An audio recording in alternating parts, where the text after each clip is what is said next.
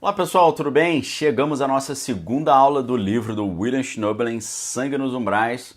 Nós hoje vamos tratar a partir da página 55 até a página 99, então a gente começa com o capítulo 6, Apunhalando as Trevas. E ele vai contar da história, uma situação do Bill Schnoebelen e a sua esposa Sharon fazendo libertação numa mulher. E contava com a participação de um amigo deles ali, especializado em cura e libertação de pessoas, chamado James, né? O James, ele tinha passado na sua infância por abuso geracional, e geralmente isso acontece em famílias que são ocultistas, né? E ele conhecia esse tipo de coisa, né? E ele, inclusive, dizia que ele havia sido torturado mesmo antes dele completar 3 anos de idade para ele se transformar num bruxo, né? E aí o William Schnoebelen conta uma história muito sinistra, porém real, né, de que existem parteiras dentro desses grupos satânicos que são especializadas em ter os filhos não serem registrados para eles poderem entregar esses filhos aí para o inimigo, né? E o Bill Schnoebelen chegou a dizer que ele ajudava a fazer esses partos, né? Lembrando que eu estou chamando o autor do livro de Bill, porque ele é conhecido como Bill Schnoebelen, porque Bill é apelido do nome William, né? Então o nome oficial dele é William Schnoebelen, mas todo mundo chama ele de Bill.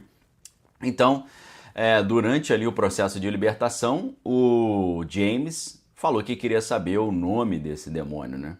E o Bill falou que aquilo não foi uma boa ideia, porque o demônio disse que não iria sair porque a mulher pecava muito. E o Bill achou estranho, porque a sessão durou 5 horas e o demônio ele não saía de jeito nenhum. E ele falou, poxa, falou pro James, né? Por que esse demônio tá saindo? Porque Jesus mandava sair, eles saíam tão rápido, né?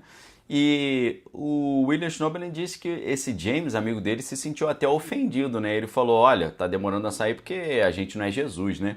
Mas o Bill falou, olha, mas Jesus nos deu autoridade para expulsar demônios, né?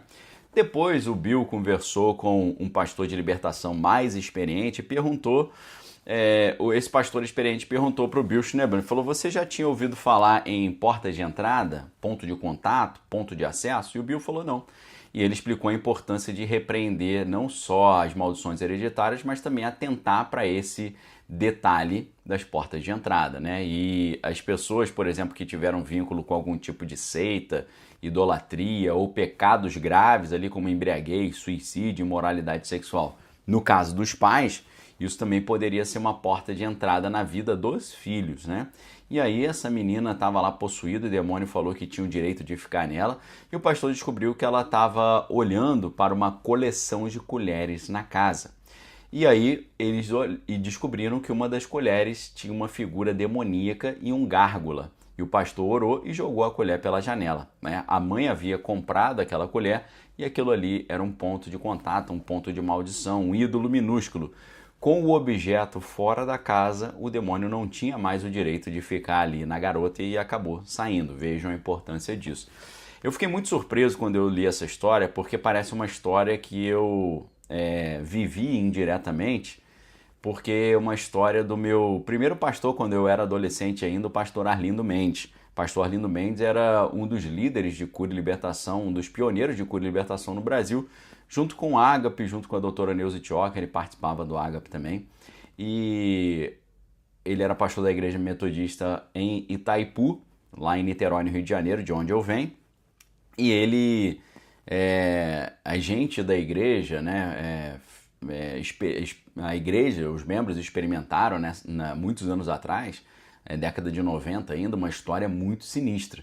O pastor Arlindo Mendes ele foi visitar uma senhora que havia ficado entrevada, é uma senhora que de repente começou a não conseguir mais andar, daqui a pouco ela estava na cadeira de roda, daqui a pouco ela não estava mais falando e ela ficou toda travada na cadeira de roda. Ninguém sabia o motivo daquilo, porque ela não tinha nenhum problema de coluna, não tinha nenhum problema neurológico e ninguém conseguia saber o motivo que levou essa senhora a ficar toda entrevada. E o pessoal da igreja foi lá visitar essa senhora, o marido recebeu muito bem e tal. E o marido falou assim, podem ficar à vontade que eu vou preparar ali um café pra gente. E enquanto o pessoal estava falando, explicando a história, ela começou a ficar meio apática, fraca. E aí Deus, na oração, orientou o pastor Arlindo Mendes a olhar para uma mesa de perfumes. Havia ali uma coleção de perfumes. E quando ele olhou para a mesa de perfumes, a mulher que estava lá toda entrevada olhou para ele. E aí ele percebeu que ali tinha coisa. E conforme ele foi se aproximando daquela mesa cheia de perfumes de coleção, a mulher que não falava há anos virou para ele e falou: sai daí, não mexe nisso porque não é seu. E ele, no meio daqueles dezenas de perfumes, pegou o perfume certinho e falou: é esse aqui, né? Ela falou: larga que isso aí não é seu. Ele jogou pela janela. Na hora que ele jogou pela janela, a senhora ficou possuída. Eles expulsaram o demônio da senhora e depois, conversando com ela, descobriram que aquele perfume tinha sido dado por uma prima dela, que tinha muita inveja dessa senhora. E muito provavelmente essa prima consagrou esse perfume, e quando a mulher usou esse perfume, ela começou a passar mal e ficou entrevada. Então, é realmente um negócio muito sério, que não é mais falado nas igrejas, infelizmente. Raramente eu vejo algum comentário sobre isso, mas nós vamos continuar falando aqui até onde o Senhor permitir, em nome de Jesus, tá? Então, meus amigos, o pecado da vida de quem está fazendo a libertação também pode atrapalhar e dificultar o demônio de sair, tá? Mas o pecado de quem está ministrando a libertação é um problema também. Foi por isso que a Bíblia diz que alguns espíritos só saem com jejum e oração. Depois dessa ocasião da menina, que é relatada no livro, o Bill explicou que tentar tirar uma informação do demônio, por exemplo, é o mesmo que consultar espíritos, que é um pecado grave que custou a vida de Saul, né? Saul foi o cara que foi buscar, como Deus não o respondia mais, ele foi pedir ajuda para a feiticeira de Endor, né? Ou seja, foi consultar os espíritos. Então, William Schnobel, ele dá essa dica, né? Ele fala: olha, não é legal você, numa libertação, uma pessoa fica possuída, você ficar querendo fazer entrevista com o vampiro ou entrevista com o demônio, né? Porque isso seria como se fosse consultar os espíritos, uma coisa que é proibida na Bíblia, em Deuteronômio 18, né? Mas é claro que quem conhece a Bíblia lembra que Jesus fez uma espécie de entrevista com o demônio, né? Quando ele fez perguntas o demoniado gadareno perguntou o nome, ele falou: nosso nome é Legião porque somos muitos. Como é que fica isso? Aí o William Schnobel vai dizer: olha, não dá para formar doutrina em cima de um único versículo isolado. Então, foi uma situação particular, talvez Jesus ali nos ensinando que existe uma infestação demoníaca que pode ser uma legião, né? E aí a gente entra no capítulo 7, o sono da serpente, né? E é lógico que ele vai falar do sono relacionado à hipnose. Hipnose vem da palavra hipnos, que é o deus grego do sono, e ele vai dizer que hipnose é muitas vezes usada quem sofreu abuso ritualístico sexual, mas isso não é uma boa ideia, porque existe um vínculo muito grande entre hipnose, ocultismo e mesmerismo.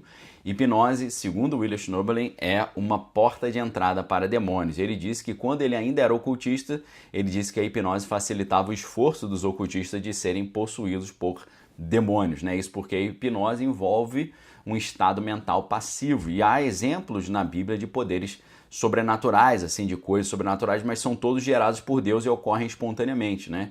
O cristão nunca deve buscar esse tipo de poder. A gente tem muitos exemplos na Bíblia de visão astral, clarividência, como em 2 Reis 6,17, prever a morte das pessoas, Atos 5, de 1 a 10, projeção astral, Atos 8, 39, amaldiçoar pessoas, segundo o livro de Reis 1, 10 em diante, segundo o livro de Reis 2, 24, e uma força física sobrenatural, como no caso de Sansão, Juízes 14, 6. Então, Deus dá certas capacidades para nós, mas nós não devemos buscar isso. Acontece espontaneamente. E a hipnose, então, ela pode ser caracterizada com aquilo que está em Deuteronômio 18, 11 e Isaías 19, 3, falando para as pessoas não praticarem esse tipo de feitiçaria, né? E aí também o William Schnobel, por exemplo, na página 66, ele vai dizer o seguinte, abre aspas: segundo as lendas pagãs, há o relato do Merlin, o mago, que enfeitiçou uma mulher a fim de que ela pensasse que um homem com quem estava se deitando em sua cama fosse o seu marido, quando na verdade era o seu inimigo, o Uther Pendragon. A criança concebida naquela noite foi o celebrado rei Arthur, o Arthur Pendragon. Isso não é muito diferente do estado hipnótico que deixa as pessoas em transe e mesmo infelizes que pensam que são uma galinha, né? Ou seja, o cara chega na hipnose e fala: agora você é uma galinha, ou essa maçã que está na sua mão é uma cebola. E a pessoa acredita naquilo tudo por causa da passividade. A passividade é um dos maiores perigos para ataques demoníacos. E aí ele vai falar sobre esse encantamento da serpente. Por quê? Ele vai falar sobre o espírito de adivinhação daquela mulher que era uma adivinha, que teve um confronto ali com o apóstolo Paulo em Atos 16 a 18, e ele vai dizer que no original a expressão bíblica para espírito de adivinhação, na verdade, é espírito de Piton, né? Esse espírito de adivinhação dos mais perigosos que existem, segundo o William Schnoebelen. Ou seja, essa menina era uma famosa pitonisa, né, que servia ao deus Apolo, como lá no oráculo de Delfos, né, no templo de Apolo, no oráculo de Delfos, ali. E ele vai falar também sobre os perigos, não só da hipnose, mas do poder da sugestão. E aí ele fala sobre uma questão com um nome muito diferente, que é o abuso iatrogênico, que é quando o médico ou terapeuta que causa o problema que a pessoa foi lá buscar, como por exemplo, alguém foi fazer uma cirurgia para tirar o apêndice e acabou adquirindo HIV no processo, né? Muitas vezes o terapeuta que gosta do tema de satanismo acaba interpretando uma memória advinda da hipnose como um abuso de natureza satânica, quando na verdade não foi o caso. Muitos cristãos insistem, né, em usar a hipnose argumentando que ela funciona, só que esse pragmatismo foi o mesmo pragmatismo que levou Abraão, por exemplo, a engravidar Agar, a sua escrava, ou que levou a Saul a realizar o sacrifício no lugar de Samuel e fez Saul perder o reino de Israel. É nesse ponto também que nós chegamos ao capítulo 8, chamado A Maldição de Moloque, e a gente fala do caso de Rachel, né? Rachel foi uma mulher que foi abusada pelo pai, cuidava de 6 crianças, porque o marido original havia morrido, e casou com outro marido, então tinha filhos que eram só dela, filhos só do marido novo e filhos dos dois, né? Mas era uma mulher, apesar de muito sofrida, muito otimista. Depois de várias sessões de terapia para curar os seus tratamentos com um professor PhD muito importante na área de aconselhamento cristão, a Rachel passou a apresentar sinais de possessão demoníaca, e foi por isso que o doutor, com quem Bill estava fazendo mestrado nessa área de aconselhamento cristão, pediu a ajuda de Bill, já que ele tinha experiência com essa questão de seitas e bruxaria, né? Então Bill começou a oração pedindo para Rachel confessar Jesus novamente, porque isso irrita muito os demônios e demarca o território, né? E também para garantir que a pessoa é cristã, né? Porque não é aconselhável você orar para a libertação de uma pessoa que não é cristã, a não ser em casos muito especiais com orientação divina. Mas deu problema na hora dele orar pela Rachel, porque ela não conseguia confessar Jesus, o que era normal na sua vida. Mas algo havia mudado, né? E aí, meus amigos, o demônio não saía de jeito nenhum, porque ele dizia que ela era dele, né? E a mulher adotou ali uma postura de sensualidade também, demorou quase 2 horas para ela conseguir confessar que Jesus era o Senhor, né? E eles tiveram que marcar várias outras ministrações, e ela sempre tinha dificuldade de confessar Jesus como Senhor, demorava horas, né, para pronunciar a frase Jesus é o meu Senhor, né? Tudo mudou quando alguém recomendou para o Bill um guia de libertação. Chamava-se Amarrando o Mal Antes da Ministração, né? Essa estratégia que ele vai apresentar está na página 79 e envolve alguns passos. Por exemplo, declarar o senhorio de Jesus sobre o local. Além disso, amarrar antecipadamente todos os espíritos, principados e potestades que fossem identificados pelo Senhor como seus inimigos que estivessem em torno do local. Pedir ao Senhor Jesus para cortar todas as linhas de comunicação entre qualquer espírito e os seus superiores. Purificar com o sangue de Cristo todos os 4 elementos, o fogo, o ar, a água e a terra, e cortar qualquer rota de entrada ou saída dos inimigos. Amarrar também antecipadamente o mundo espiritual de qualquer ataque envolvendo qualquer um dos participantes da ministração ou qualquer membro das suas famílias ou propriedades, quer do presente, quer do futuro. Amarrar também antecipadamente qualquer espírito que fosse trazido à ministração por qualquer um dos participantes e cortar suas linhas de comunicação da mesma forma. Orar para selar o local da ministração com o sangue de Cristo e convidar o Espírito Santo para entrar e operar por meio dos cristãos que ali estariam realizando a ministração. Depois daquilo, Bill estava viajando de avião, né, e Deus orientou a orar ali mesmo, longe da mulher. No encontro seguinte, ela conseguiu pronunciar Jesus é o meu Senhor e Salvador com muita facilidade. Para ter certeza que estava tudo bem, porém, Bill fez com ela uma oração de quebra de maldições hereditárias. Correu tudo bem até que ele pediu para ela renegar ter usado o tabuleiro de Ouija. E foi aí que ela teve dificuldade, né? Porque o tabuleiro de Ouija é um negócio utilizado para consultar espíritos, né? Depois que ele pediu para ela confessar os pecados não religiosos, falta de perdão, ira, lascívia, uso de drogas, nesse ponto ela ficou possuída novamente. No meio da oração, ela foi liberta e ela voltou a si e pediu perdão, confessando que havia feito um aborto E aí o Bill Schnoebelen falou que nesse momento teve um breve cheiro de podridão na sala, que é o demônio saindo, né? Então o Bill repreendeu o espírito de Moloch e Lilith, né? Porque Moloch e Lilith são aqueles que... Moloch recebia sacrifícios de crianças e Lilith era aquele espírito responsável pela morte súbita ou as crianças, os natimortos, né? As crianças que nascem mortas. Então a conclusão do caso dessa mulher é que a vergonha dela e a sua indisposição de confessar o aborto estavam atrapalhando muito a sua libertação. Capítulo 9, maldição antes da guerra, né? O cristão que deseja se dedicar à cura e à libertação deve orar muito e ter humildade para se adequar ao que o Espírito Santo está orientando e não trazer convicções pré-concebidas e achar que isso é a melhor estratégia. É necessário também saber fazer as perguntas certas para a pessoa que você está aconselhando de maneira respeitosa e sem induzir as respostas, assim tendo muito cuidado para não fazer perguntas tendenciosas, né? Um número pequeno de pessoas ali acaba sofrendo ali da famosa síndrome de Munchausen, que é querer chamar a atenção criando histórias fictícias, né? Síndrome de Munchausen envolve a simulação de sintomas e de doenças. Existe também casos em que as mulheres são abusadas pelos próprios terapeutas, né? Porque existem alguns psicoterapeutas que são mais bruxos do que terapeutas, né? Temos que ter cuidado com as modinhas também. Exemplo, segundo ele, aquela ideia dos 4 temperamentos, né? Fleumático, né? Sanguíneo, isso tudo é uma ideia pagã, né? Por exemplo, outra moda, pessoas usando óleos católicos de extrema unção para ungir as pessoas, né? Outras pessoas querem fazer um óleo idêntico àquilo que a Bíblia ensina em Êxodo 30, de 31 a 33, mas o Bill disse que se a gente observar, na própria Bíblia existe uma pena de morte para quem usasse esse óleo fora do contexto dos sacerdotes. Né? Então, a gente está na era da graça e não da lei, então só haveria benefício se esse óleo fosse usado pelo sacerdote dentro da lei. Sugestão, então, do Bill, qual óleo que a gente usa? Óleo de oliva comum. Né? Ele sugere também orar inicialmente em nome de Jesus para proibir os demônios de se manifestarem, pois os demônios gostam de fazer cena. Se acontecer isso, ordenar que os demônios fiquem quietos em nome de Jesus. Se repreender e mesmo assim a pessoa continuar fazendo cena, pode ser a própria pessoa, a carne da pessoa fazendo isso. A gente chega então ao capítulo 10, o caso da agulha no palheiro.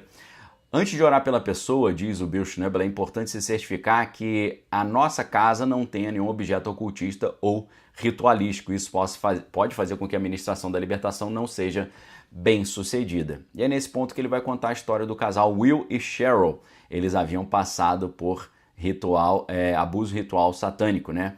Os pais de Will, que eram ocultistas, tentaram continuar a influência ocultista sobre ele quando ele se converteu, por isso ele cortou laços com seus pais, mas a ministração na vida deles não iam bem, ele não conseguia se libertar, então a esposa se lembrou em oração que os pais de Will, os ocultistas, haviam deixado na casa deles um conjunto de agulhas e alfinetes, e eles viram que a ponta dessas agulhas estava azulada e o William Schnoebelen falou que isso podia ser até um veneno. Depois que eles se livraram das agulhas, as ministrações melhoraram 90%. Esses são os famosos pontos de contato, objetos de conexão, tá? Essas agulhinhas que foram deixadas, ou outros objetos que são colocados com esse mesmo objetivo. Só que aconteceu que uma vez os pais cruzaram os Estados Unidos para visitar a família. O Will estava no trabalho e a esposa não deixou os avós entrarem. Porém, quando a mãe estava ligando para o marido avisando que os pais estavam lá, o filho acabou deixando que eles entrassem. E quando a esposa viu que os avós estavam na sala da casa, ela os retirou de lá. Apesar deles terem ficado só um pouquinho de tempo dentro da casa, ela vasculhou a casa e encontrou novamente alfinetes com a ponta azulada. Ou seja, os pais viajaram 3.600 quilômetros para reabrir os acessos satânicos à casa do seu filho, acessos esses que haviam sido retirados, né? E aí ele conta então o caso da Bíblia Dourada, que é o livro de Mórmon, né? Segundo William Schnoebelen, os Mormons da Igreja dos Santos dos Últimos Dias acreditam que o livro possui um espírito familiar, tem um espírito que anda junto com eles, né? E os Mormons foram lá, bateram na porta da casa do William Schnoebelen e da sua esposa para pregar a doutrina mórmon. Só que o William Schnoebelen e a sua esposa foram mormons durante muitos anos e conheciam muito bem a doutrina, e eles acabaram deixando com a Sharon um livro de Mórmon, né? Ela orou, repreendeu o livro e deixou o livro na varanda de trás da casa. Só que o Bill disse que depois de algumas horas, ele e a esposa tiveram uma briga feia sobre algo completamente insignificante, né? Eles ficaram na dúvida se a briga tinha sido por causa do livro ou do espírito de falso sacerdócio que os anciãos mormons trazem consigo para dentro da casa das pessoas, né? Eles repreenderam aquilo tudo e a casa ficou bem mais leve. E aí ele fala do caso da Terra Assombrada, que é o caso de uma mulher que tinha envolvimento com, anteriormente tinha envolvimento com uma seita, e ela comprou uma bela casa ao norte de Seattle. Logo depois deles se mudarem, ficaram sabendo que um mago muito poderoso havia construído a casa e morado nela durante muitos anos. Eles falaram que havia uma grande opressão na casa, a casa era mal assombrada, encontraram manchas estranhas no teto escuro do sótão e depois de iluminar melhor viram que a madeira do teto estava manchada de sangue.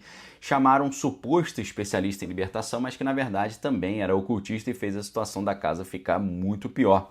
Encontraram pregos fininhos na parede formando um pentagrama e com um detector de metal encontraram grandes quantidades de metal atrás das paredes. Na casa tinha um riacho que também passava por ela e parecia imundo e poluído, fedorento, e eles descobriram que o riacho vinha de uma propriedade de bruxos, né? Havia sinais de rituais diabólicos nas árvores também no fundo da propriedade e o porão estava completamente infestado por ratos. Foi então que eles procuraram o Bill Schnoebelen e a sua esposa e eles começaram fazendo a libertação com os donos da casa e depois eles disseram que precisavam limpar a casa. A esposa de Bill disse que seria possível que o bruxo tivesse deixado armadilhas ocultistas na casa. Como assim armadilhas ocultistas? Qual seria essa estratégia? Seria uma estratégia espiritual e mercadológica ao mesmo tempo. A estratégia seria vender a propriedade aparentemente linda para alguém, tornar a vida ali tão insuportável devido aos demônios e opressão maligna que eles venderiam a casa de volta por um preço mais barato. Um dos amigos do bruxo compraria a casa de volta e o dono original teria muito mais dinheiro quando vendeu a casa originalmente. E o Bill e a esposa explicaram para os donos da casa que tanto o ferro quanto o número 5 dos pentagramas são ligados a Marte, né? E Marte tem a ver com guerra, tem a ver com a adoração a outros deuses também. E, além disso, o prego é uma das palavras secretas para se referir ao inimigo dentro dos círculos ocultistas, segundo William Schnoebelen. Então eles sugeriram ungir todos os quartos com óleo de oliva. Com relação ao riacho, eles usaram a estratégia de Elias no segundo livro de Reis 2, 19 a 22, de jogar sal na água, né? Uma passagem muito interessante na Bíblia. E fazendo tudo aquilo, o riacho ficou claro e sem fedor e a casa ficou tranquila, né? E tem o caso também da lama horripilante. É o caso de uma mulher chamada Shannon, do Texas. Ela e o marido haviam sido líderes de um grupo de satanistas. Quando eles se converteram, os satanistas passaram a lançar maldições contra eles.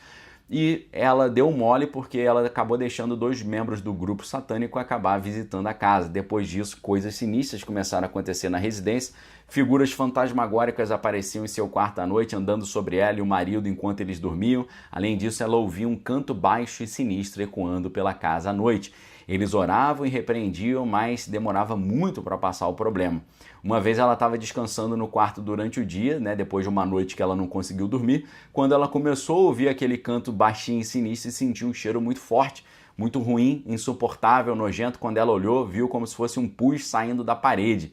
Bill explicou sobre a importância de fazer uma higiene espiritual da casa, né?